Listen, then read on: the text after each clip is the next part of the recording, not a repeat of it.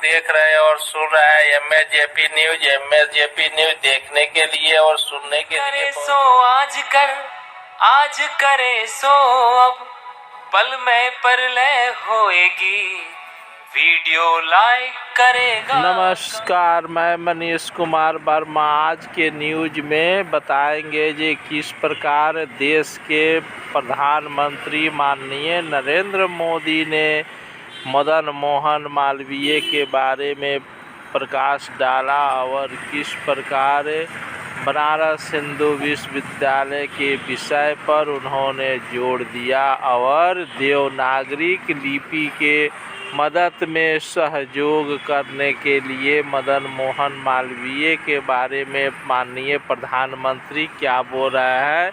आइए सुनिए प्रधानमंत्री के जवान से ही यह। साथियों, मुझे पता है इस काम के लिए मिशन की टीम और अब सब लोगों के कितनी वर्षों की साधना लगी।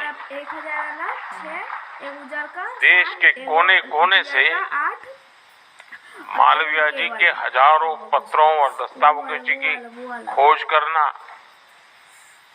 उन्हें कलेक्ट करना, कितने ही अभिलेखागारों में समुद्र की तरह गोते लगा एक एक कागज को खोज करके लाना, राजा महाराजाओं के पर्सनल कलेक्शन से पुराने कागजों को एकत्र करना, ये किसी भगीरथ कार्य से कम नहीं है।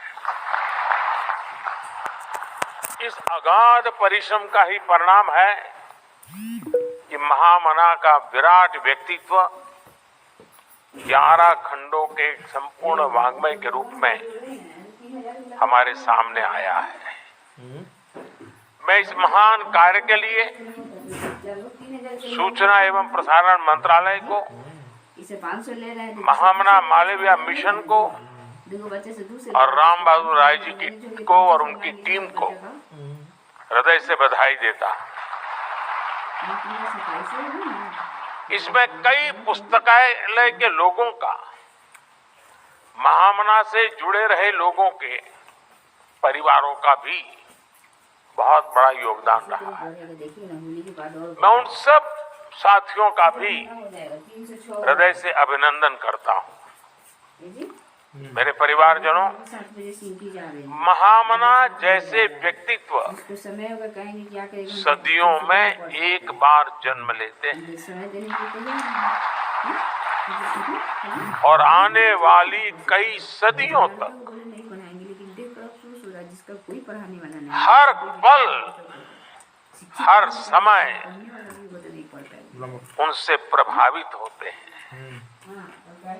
भारत की कितनी ही पीढ़ियों पर महामना जी का ऋण है।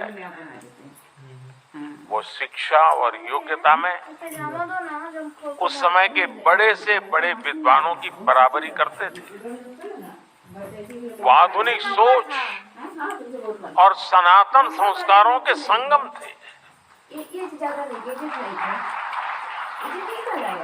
उन्होंने स्वतंत्रता संग्राम में जितनी बड़ी भूमिका निभाई, उतना ही सक्रिय योगदान देश की आध्यात्मिक आत्मा को जगाने में भी दिया।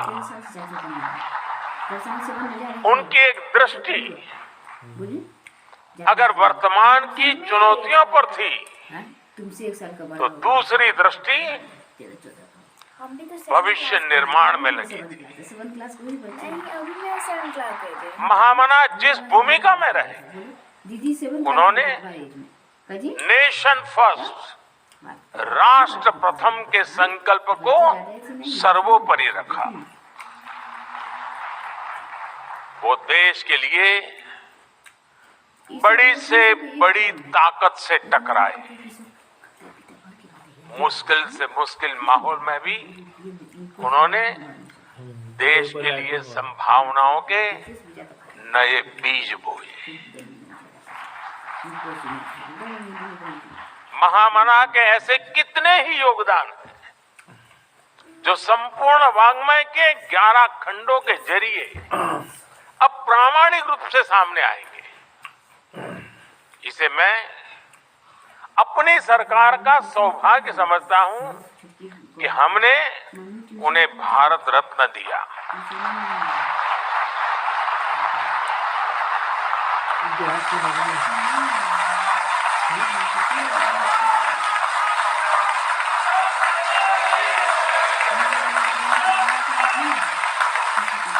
और मेरे लिए तो महामना जी एक और वजह से बहुत खास है। उनकी तरह मुझे भी ईश्वर ने काशी की सेवा का मौका दिया।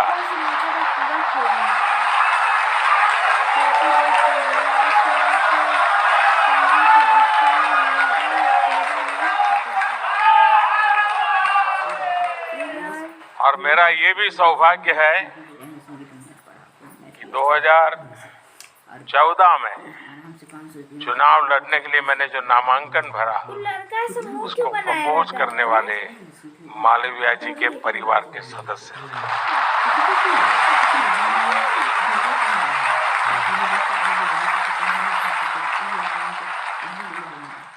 महामना की काशी के प्रति अगाध आस्था थी।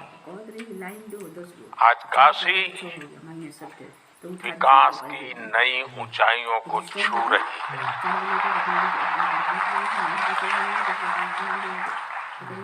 अपनी विरासत के गौरव को पुनर्स्थापित कर रही है। मेरे परिवारजनों, आजादी के अमृत काल में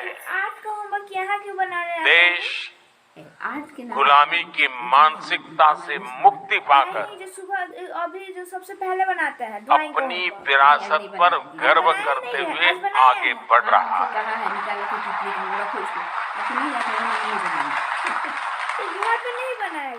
हमारी सरकारों के कार्यों में भी आपको कहीं न कहीं मालवीय जी के विचारों की महक महसूस होगी।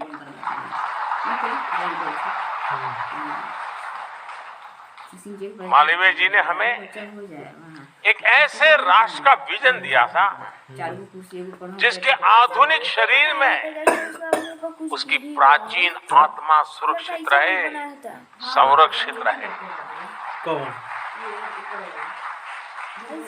जब अंग्रेजों के विरोध में देश में शिक्षा के बाइकआउट की बात उठी, तो मालवीय जी उस विचार के खिलाफ खड़े हुए, उस विचार के खिलाफ थे।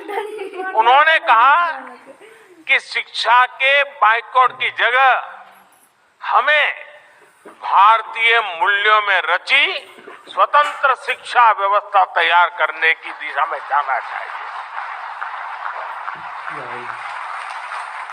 और मजा देखिए, इसका जिम्मा भी उन्होंने खुद ही उठाया और देश को बनारस हिंदू विश्वविद्यालय के रूप में एक गौरवशाली संस्थान दिया।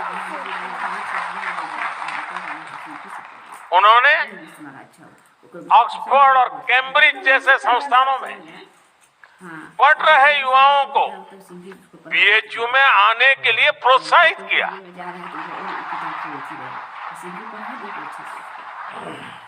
महामना इंग्लिश के महान विद्वान होने के बावजूद भारतीय भाषाओं के प्रबल पक्षधर थे।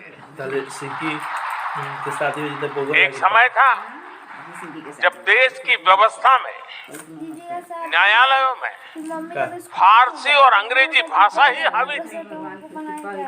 मालवीय जी ने इसके खिलाफ भी आवाज उठाई थी। उनके प्रयासों से नागरी लिपि चलन में आई, भारतीय भाषाओं को सम्मान मिला। आज देश की नई राष्ट्रीय शिक्षा नीति में भी मालवीय जी के इन प्रयासों की झलक मिलती है। हमने भारतीय भाषाओं में हायर एजुकेशन की नई शुरुआत की है। सरकार आज कोर्ट में भी भारतीय भाषाओं में कामकाज को प्रोत्साहित कर रही है। ऐसा ही छोटे बड़े खबर देखने और सुनने के लिए बहुत बहुत धन्यवाद। सत संघर्ष और अपना ज्ञान बढ़ाने के लिए देखते रहिए MAJP न्यूज़। जय हिंद।